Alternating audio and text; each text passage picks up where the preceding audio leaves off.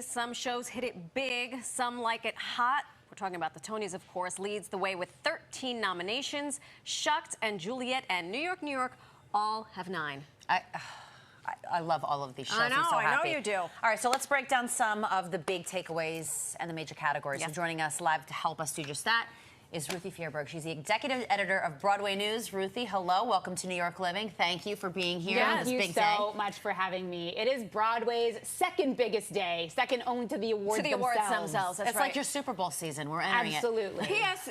Did you just come straight for the Met Gala? I know. She's shining from head to toe. Fierce. Okay, let's get down to brass tack. Let's start with Best Play and Best Musical. Okay. Best Play is an incredibly competitive category. What's wild is that we have 5 nominees. Of the 5 nominees, 3 of them are shows that closed already, which is usually, it's pretty uncommon for that to happen. But we also have a ton of Pulitzer Prize winners in this category. Between Riverside and Crazy won the Pulitzer in 2015, Cost of Living in 2018, and Fat Ham just last year. Just saw. And I just saw it. We had Marcel Spears on the show.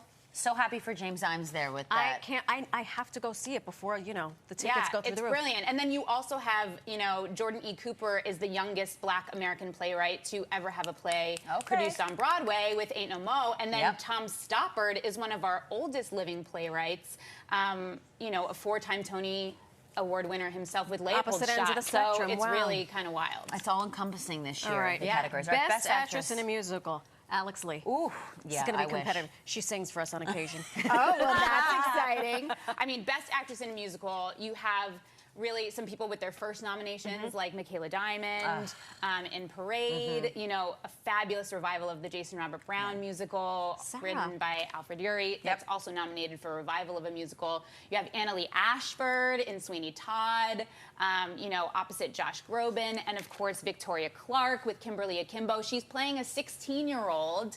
You know, that story is a 16-year-old who ages at 4 times the rate of normal people. So Victoria Clark, you know, is older, a more seasoned actress, and she can convince you that she's a 16-year-old like nobody's business. Question, Professor. I didn't see Funny Girl in there. Was that too Funny Girl was complicated? last season. Oh gosh, see, I don't spend enough time. I know. No, it's on a Broadway. lot because there's so many fantastic shows out there. In 90 seconds, that's why Leah Michelle announced the... She's hosting, right? She announced the nominees this morning with Miles Frost. Oh yes, MJ the Musical. Best Actor. Best Actor, you have J. Harrison G. and Christian Borle nominated with each other, both for Some Like It Hot. You have Josh Groban from Sweeney Todd.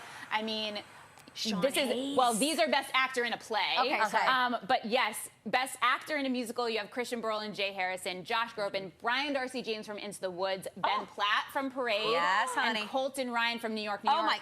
Fun fact, Colton Ryan was one of the understudies in Dear Evan Hansen, so he and Ben actually know each other. So that's a little flabbergasted. I have chills because, I mean, I can't even imagine how Ruthie's feeling, but it's like, you know, you know these people. I feel like I know them.